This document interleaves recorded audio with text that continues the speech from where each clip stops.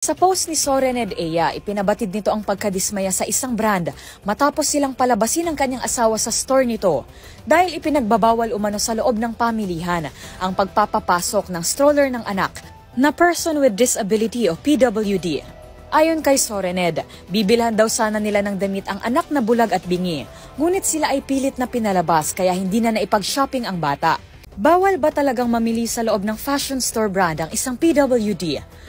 Dismayado na ay nadagdagan pa ng galit ang naramdaman ng mag-asawa matapos silang sabihan ng manager na huwag na lamang daw bumili sa store sa halip na magpaliwanag at humingi ito ng tawad.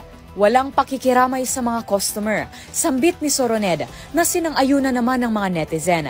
Sa post naman ng naturang brand ukol sa insidente, ipinaliwanag nito na nakarating sa kanila ang hinaing ng mag-asawa. Depensa nito, nilapitan daw ng isang staff ang mag-asawa dahil sa stroller na dala nito nang hindi napapagtanto na ang sakay pala nito ay isang batang may kapansanan.